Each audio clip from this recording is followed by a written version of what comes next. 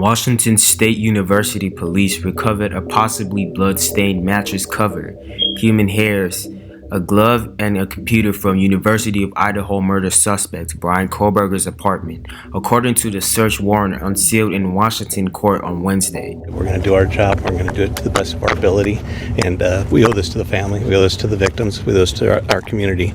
Police executed a search warrant at a 28-year-old PhD student's residence and office at Washington State University in Pullman on December 29th, the same day as Pennsylvania police and a SWAT team had raided his parents' house and taken him into custody in the early hours of the morning.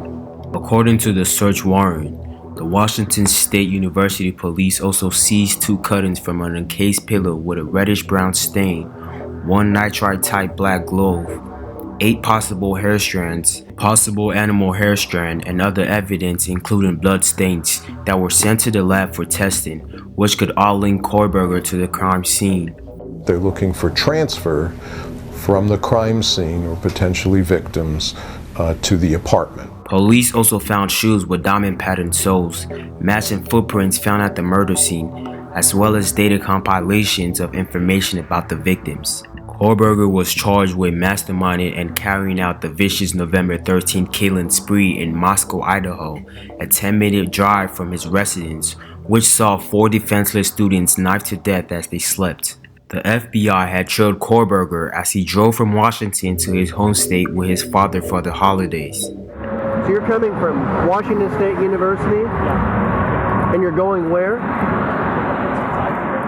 Oh. We're going to be going to Pennsylvania. Oh. Once their detective had staked him out and collected a sample of DNA from his family's trash, which matched DNA found on the knife sheath left at the crime scene, which gave the police the last piece of evidence they needed to issue an arrest warrant. This operation out in Pennsylvania, they got the DNA from the garbage that returned to his father at 99.999%, and so that's when they said time to write an arrest warrant. That's a classic parallel, and it was really well done. It was later revealed police said they had zeroed in on Kohberger after identifying a car near the crime scene, which matched the description of his own car, a Hyundai Elantra, which he also used to drive back to Pennsylvania. They then obtained phone records which placed him at a location of the murders on at least 12 occasions.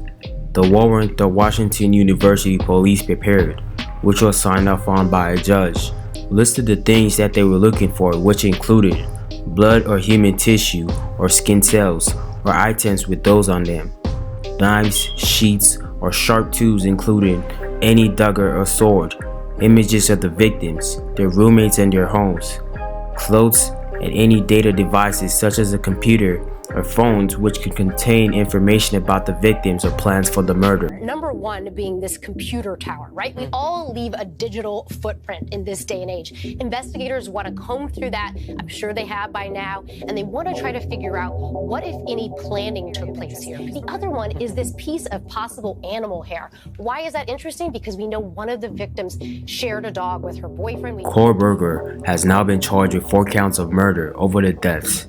Best friends Kerry Gonzalez and Madison Morgan were stabbed while in the same bed on the 3rd floor of their house, while Xana Kennedy and boyfriend Ethan Chapin were killed in the bedroom on the 2nd floor of the property. Kohberger is currently held in jail in Moscow. He has yet to enter a plea in the case and will not do so until his next court date in June. He has previously hinted through his lawyers he intends to plead not guilty and is eager to be exonerated.